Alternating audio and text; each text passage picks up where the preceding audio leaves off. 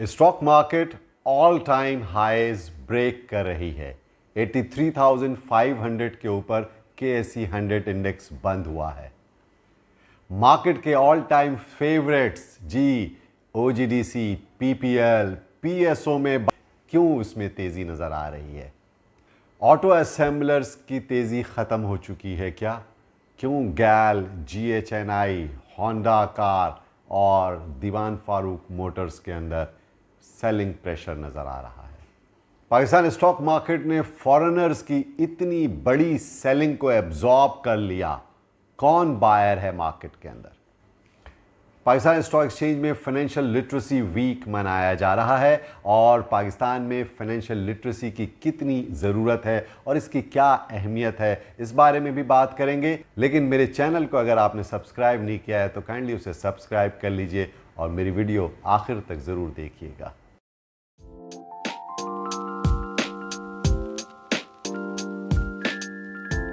अस्सलाम वालेकुम, मैं हूं शकील अनवर कमाल और हाजिर खिदमत हूं आपके सामने स्टॉक मार्केट का वीकली राउंड अप लेकर। जैसा कि आप जानते हैं कि इस हफ्ते पाकिस्तान स्टॉक मार्केट 2,500 पॉइंट से ज़ायद बढ़ गई है। लास्ट वीक आप जानते ही हैं कि मार्केट 81,000 के अराउंड क्लोज हुई थी और आज मार्केट फ्राइडे को 83,500 के ऊपर KSE 100 इंडेक्स, जो कि बेंचमार्क इंडेक्स है, वो क्लोज हुआ है। हालांकि पीर को जब पिछले हफ्ते मार्केट ओपन हुई थी तो मार्केट नीचे भी गई थी और वहाँ से अगर हम बॉटम से जायज़ा लें तो तकरीबन 3,500 पॉइंट मार्केट इस हफ्ते बढ़ चुकी है। और इसमें जो सबसे अहम बात है वो ये है कि मार्केट के अंदर फॉरेनर्स ने गुज़िश्ता हफ्ते जो फुटसी रीबैलेंसिंग की वजह से सेलिंग प्रेशर हम देख रहे थे, वो फॉरेनर्स की तकरीबन सेलिंग एब्जॉर्ब हो चुकी है। इंस्टीट्यूशंस की भी बाइंग नज़र आई है। मार्केट में आपके म्यूचुअल फंड्स भी माल ले रहे हैं और हाई नेटवर्थ इंडिविजुअल्स ने भी माल लिया है। मार्केट के अंदर जो सेलिंग प्रेशर है फॉरेनर्स का, वो रिकॉर्ड सेलिंग हमने देखने में आई है और $42 मिलियन से ज़्यादा की सेलिंग हमें स्टॉक एक्सचेंज में गुज़िश्ता हफ्तों में देखने में आई है। ये तमाम तर सेलिंग मार्केट के अंदर एब्जॉर्ब कर ली गई है और उसकी वाहिद वजह यह है कि मार्केट की वैल्यूएशन बहुत अच्छी है। मार्केट अभी भी चीप वैल्यूएशन पे मिल रही है और सबसे इंपॉर्टेंट बात यह है कि पाकिस्तान के जो मैक्रो इकोनॉमिक इंडिकेटर्स हैं उसमें बेहतरी देखने में आ रही है।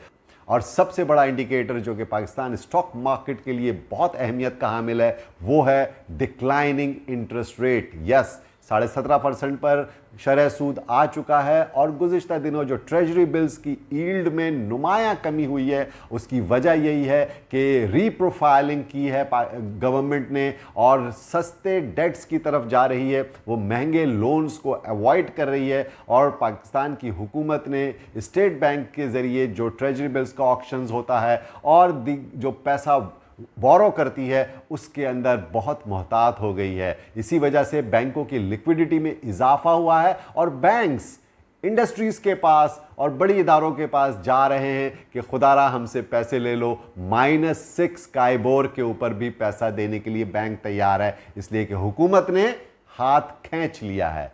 तो ये मार्केट के अंदर एम्पल लिक्विडिटी की जो सिचुएशन है, इसकी वजह से ये उम्मीद हो रही है कि इंटरेस्ट रेट में ड्रास्टिक कमी होगी और चेंबर ऑफ कॉमर्स और दीगर कारोबारी हलकों की तरफ से बहुत ज़्यादा मुतालबा भी किया जा रहा है कि शरह सूद में 2.5 से 3% कमी की जाए, बल्कि कुछ हलके तो इमरजेंट मीटिंग कॉल करने का कह रहे हैं और वो 4 नवंबर को जो MPC होने जा रही है उससे पहले शरह सूद में कमी का मुतालबा भी किया जा रहा है। तो शरह सूद में कमी की बाबत मार्केट के अंदर हमें मुस्तकिल तेज़ी नज़र आ रही है, क्योंकि आप जानते हैं कि म्यूचुअल फंड 75-80% जो है वो डेट सिक्योरिटीज़ के अंदर और गवर्नमेंट सिक्योरिटीज़ के अंदर इन्वेस्टेड हैं। वहाँ से वो पैसा निकलेगा, लामहला स्टॉक मार्केट में आएगा। फॉरेन सेलिंग यकीनन अलार्मिंग बात है। गोरे का माल जब भी मार्केट के अंदर आता है तो मार्केट में थोड़ी सी पैनिक और नर्वसनेस ज़रूर आती है, लेकिन इस वक्त मार्केट की अंडरलाइंग स्ट्रेंथ हमें अच्छी नज़र आ रही है। हाँ, ये और बात है कि मार्केट के अंदर जो लीडिंग स्टॉक्स हैं, जो मार्केट को लीड करते हैं, वो चेंज हो रहे हैं और हमारे जो ऑल टाइम फेवरेट्स थे, जो पुराने लोग जिसमें हमेशा काम करते थे, और वो सबसे ज़्यादा स्ट्रॉन्ग कंपनीज होती थी like OGDC, PPL, PSO, Pakistan oil field, इन सब में अब इंटरेस्ट दोबारा बहाल होता हुआ नज़र आ रहा है और इसमें एक बाइंग स्प्री हमें नज़र आ रही है, क्योंकि ये एक स्ट्रॉन्ग फंडामेंटल्स की कंपनीज़ हैं जो कि ग्रोथ स्टॉक्स हैं। तो इस हवाले से हमें इन कंपनीज़ के अंदर मज़ीद तेज़ी भी लगती है। और इंडेक्स मैं पहले भी कह चुका हूँ कि उसको मत देखिए, कंपनीज़ के अंदर अच्छी वैल्यूएशन की कंपनीज़ को देखिए, अच्छी कंपनीज़ में जो कि मुनाफा कमा रही हैं, जो अच्छी डिविडेंड्स देती हैं, जो ग्रोथ स्टॉक्स हैं, उनके अंदर अगर हम इन्वेस्ट करें तो आज भी अगर हम इन्वेस्ट करेंगे तो मार्केट कहीं भी जाए हमें उन कंपनीज़ का मुनाफा भी हासिल होगा और एक अच्छा कैपिटल गेन भी मिलेगा, साथ साथ उसकी डिविडेंड यील्ड भी बहुत अच्छी होगी। हाँ, एक बात काबिल तशवीश है, वो ये है कि मार्केट के जो फेवरेट्स थे गुज़िश्ता दिनों में, जो ऑटो असेंबलर्स थे, साजगार इंजीनियरिंग, गैल, ये बहुत नीचे आ गए हैं। सिमेट्री बहुत नीचे आ गया है। बहुत सारी कंपनीज़ के शेयर्स जो कि अपने टॉप बनाने के बाद काफ़ी नीचे आ रही हैं। गो के इंडेक्स अपने हाई पर है, लेकिन उन कंपनीज़ के शेयर्स में सेलिंग प्रेशर नज़र आ रहा है, क्योंकि चेंज ऑफ हैंड हो रहा है। इन्वेस्टर्स अपनी प्रायोरिटीज़ को चेंज कर रहे हैं और जिनके अंदर काफ़ी हमने इजाफा देख लिया, उन कंपनीज़ के अंदर बिग प्लेयर्स माल छोड़ रहे हैं और वो उन कंपनीज़ में इन्वेस्ट कर रहे हैं जो कि ग्रोथ स्टॉक्स हैं, जिनकी वैल्यूएशन आज भी चीप है। इस हवाले से मारी पेट्रोलियम के अंदर भी बड़ी बातें थी, क्योंकि उन्होंने जो 10% बोनस विदहेल्ड कर दिया है कि जब तक उनकी टैक्सेस उसके नहीं दिए जाएंगे उस वक्त तक वो रिलीज़ नहीं करेंगे। तो इस वजह से बोनस शेयर की सेलिंग भी नज़र आती है मार्केट के अंदर। और मारी पेट्रोलियम ने गुज़िश्ता हफ्ते 40-50 रुपए की मंदी हो चुकी है, लेकिन ये वैल्यू स्टॉक है। आगे जा कर के इसके स्टॉक्स में बेहतरी ही नज़र आएगी, क्योंकि इसके फंडामेंटल्स बहुत स्ट्रॉन्ग हैं। यस, 800% बोनस देने की वजह से प्राइस एडजस्टमेंट्स होने में टाइम लगेगा, मार्केट के अंदर थोड़ा सेटलमेंट होगी, मार्केट में थोड़ा सेलिंग प्रेशर आएगा। ओवरऑल पाकिस्तान के माशी आशारिये IMF से $7 अरब की डील होने के बाद, और जैसे कि आप जानते हैं कि फ़ौरन ही $1 बिलियन से ज़ायद रकम पाकिस्तान को मिल चुकी है, और इसके अलावा दीगर मल्टीलेटरल एजेंसीज़ की तरफ से भी पाकिस्तान पर एतमाद का इजहार किया जा रहा है। और पाकिस्तान की इस वक्त डिफ़ॉल्ट के ख़तरे से तो बहुत दूर निकल चुका है, बल्कि अगले 3-4 साल तक पाकिस्तान में कोई ऐसा ख़तरा लाहक नहीं होगा।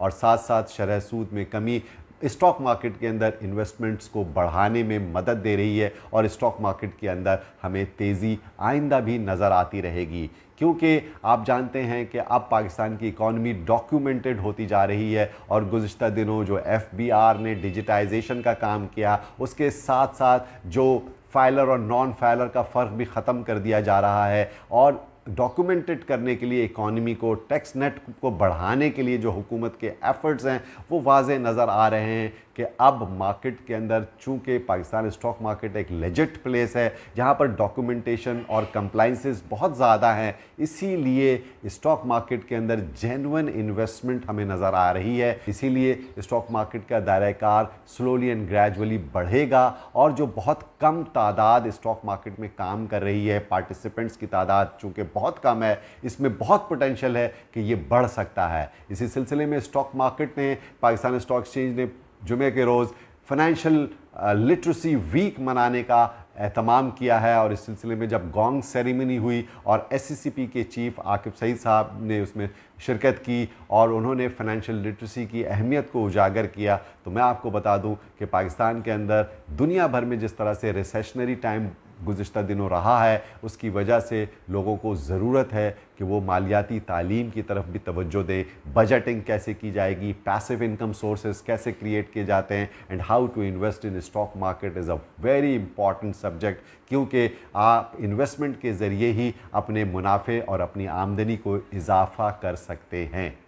इसी सिलसिले में हमने भी स्टॉक मार्केट इन्वेस्टिंग कोर्स का आगाज़ किया है, और जिसके बैच नंबर 2 का बाकायदा आगाज़ हो चुका है, और आइंदा हम दूसरे बैच की रजिस्ट्रेशन भी करेंगे। इस सिलसिले में स्टॉक मार्केट इन्वेस्टिंग कोर्स के लिए और पाकिस्तान स्टॉक एक्सचेंज में गाइडेंस एंड इन्वेस्टमेंट्स के लिए भी आप मेरे दिए हुए नंबरों पर राब्ता कर सकते हैं। आप सबका बहुत बहुत शुक्रिया।